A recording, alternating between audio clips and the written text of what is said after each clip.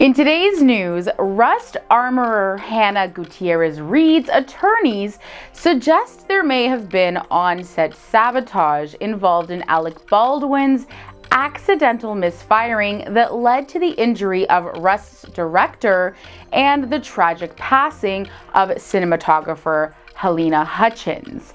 I'll share all the details with you right here.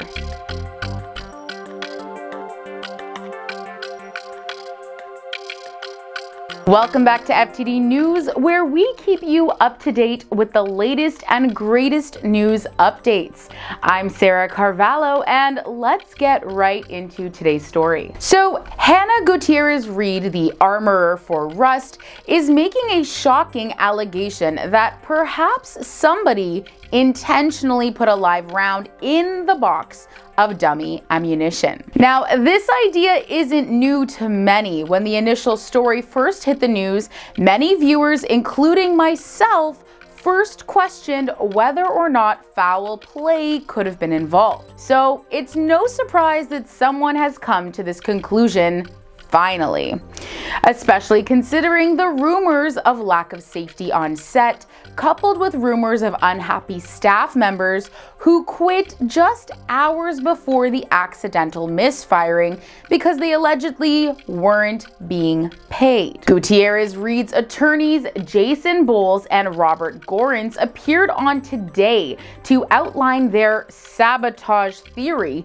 and went so far as to consider potential would-be culprits. This begs the question, could this all just be one big plot to divert attention away from Gutierrez-Reed's potential culpability? Her attorneys claim that the person who could have slipped in live bullets would have had access and opportunity to do so between 11 a.m. and 1 p.m.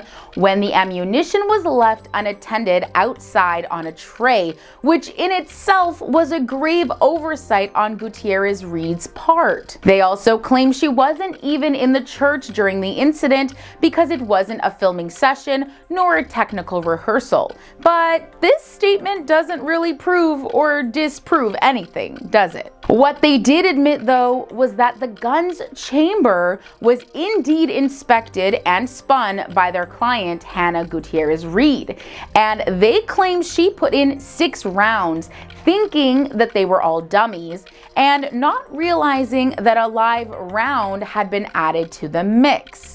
After that, she handed it off to assistant director David Halls, who went directly to the church to hand it off to Alec Baldwin, who was with the rest of the crew.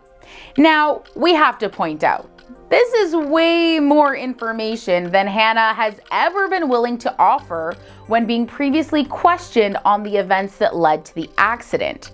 Previously, she had insisted that she could not imagine how live rounds of ammo could have made their way onto the set. Yet suddenly now she knows how. Gutierrez-Reed also insisted she and the head prop master gained control of all the weapons on set each day, while saying she never saw anyone use the weapons or put live rounds in them either. She says she would never allow that, as safety is her top priority on the job.